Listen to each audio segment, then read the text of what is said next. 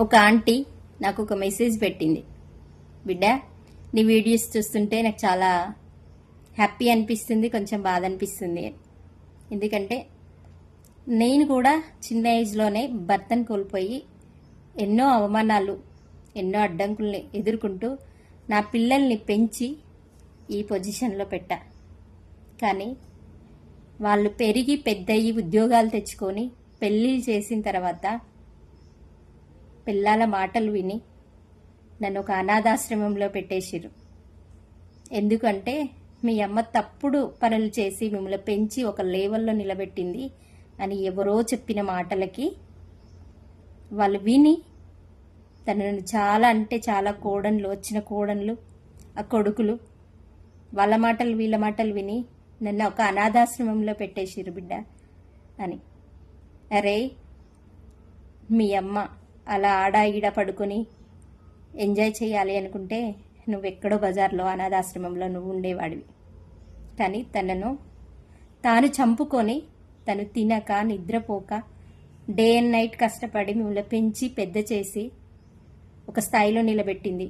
ఆ టైంలో మీకు గుర్తు రాలేదా? మా అమ్మ ఆ పని చేస్తుంది, మీ కళ్ళు ఎక్కడ పోయినాయి? మీ అమ్మ చేసే కష్టం మీరు చూడలేదా?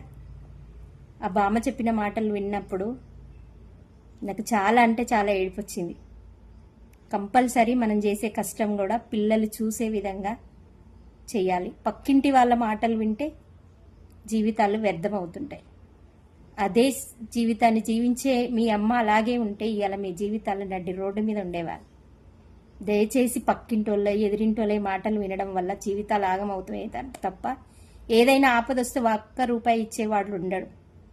తల్లిదండ్రులు ఉన్నోని కన్నా నలుగురు ఉన్నోనికి అప్పిస్తాడేమో కానీ ఒంటరి ఆడది బ్రతుకుతుంటే ఒక్క రూపాయి ఇవ్వడానికి కూడా ముందడుగెయ్యని ఈ లోకము వైపు చూస్తే మీ అమ్మ నిన్ను బజార్లో పెట్టి మీ అమ్మ లైఫ్ చాలా సంతోషంగా లీడ్ చేసేది. గుర్తుపెట్టుకోండి. ఇప్పటికైనా చాలామంది చిన్న చిన్న ఏజ్లో భర్తను కోల్పోయి తన సర్వం తన పిల్లల కోసమే బ్రతుకుతుంది ఒక ఆడది. దయచేసి ఇప్పటికైనా చెప్తున్నా, తల్లి ఎప్పుడు కూడా మిమ్మల్ని చెడిపోవాలని చూడదు.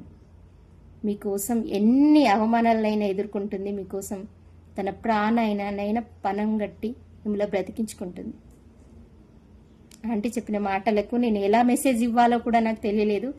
బట్ నాకు చెప్పాలి అనిపించింది. సోషల్ మీడియాలో ఎలాగూ నేను మినిమం 40,000 మంది ఫాలోవర్స్ ఉన్నారు. అందులో నాలాంటి వాళ్ళు చాలామంది ఉన్నారు. కొంతమంది అన్నారు, నేను ఒంటరి ఆడదానని నలుగురికి చెప్పుకుంటున్నావా అని. ఒక్కటే చెప్తున్నా, అన్నయ్యలు, తమ్ముళ్ళు, బాబాయిలు అందరికీ చెప్తున్నా, ప్రతి ఇంట్లో ప్రతి ఒక్క ఆడపిల్ల ఒంటరిగా పోరాడే వాళ్ళు ఎవరో ఒకరింట్లో కంపల్సరీ ఉంటూనే ఉంది. అమ్మ కానీ, అక్క కానీ, చెల్లె కానీ, పెద్దమ్మలో, చిన్నాన్నలో, పెదనాన్నలో ఎవ్వరో ఇంటి పక్కలైనా ఉంటుంది. అక్కలాగా, చెల్లెలాగా, అమ్మలాగా. ఒక్కటే చెప్తున్నా, ఎదుట ఆడది ఏ విధంగా ఉంది, ఆ ఆడదాన్ని మనం ఒక మాట అనొచ్చా అనకూడదా అని ఆలోచించండి. మన ప్రవర్తన, మనం వేసుకునే బట్టల్ని, మనం నడుచుకునే నడకని బట్టి ఎదుట ఆడదాన్ని మాట్లాడండి. అలా అని చెడ్డ ఆడవాళ్ళు లేరా అనుకోవచ్చు, ఉన్నారు. లోకం మీద చెడ్డ ఆడవాళ్ళు ఉండబట్టే మాలాంటి మంచి వాళ్ళకు కూడా చెడ్డ పేరు వస్తుంది. అమ్మా, మీ అనుభవాన్ని మాకు చెప్పినందుకు మీ పాదాలకు నా నమస్కారం. మా పిల్లల్ని ఏ విధంగా పెంచుకోవాలో మినిమం మేము జ్ఞానం తెచ్చుకుంటున్నాం అనుకుంటున్నాం. అందుకే ఈ మెసేజ్ మీకు ఇస్తున్నా. నిజంగా ధన్యవాదాలు తెలియజేస్తున్న ప్రతి ఒంటరిగా బ్రతికే ఆడవాళ్ళకి. ఎవరికి భయపడకండి, ఏ తప్పులు చేయకండి. మనలాంటి జీవితాలకి ఎంతోమంది ముండా కొడుకులు వస్తూనే ఉంటారు.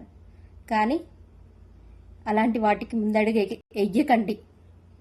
చేతులు చాపి అడుక్కున్నా పర్వాలేదు తప్ప, నా జీవితంలో నేను చాలామంది సహాయం కోరి బ్రతుకుతున్నా. చాలామంది సహాయం చేశారు. నేను దేనికి సిగ్గుపడను. అప్పైనా సప్పైనా కష్టపడాలి. లేకపోతే అడగడంలో తప్పు లేదు, కానీ ఒక లంజతనం, దొంగతనం చేయకుండా బ్రతకొచ్చు. బ్రతకగలగాలి. అదే మన కెపాసిటీ.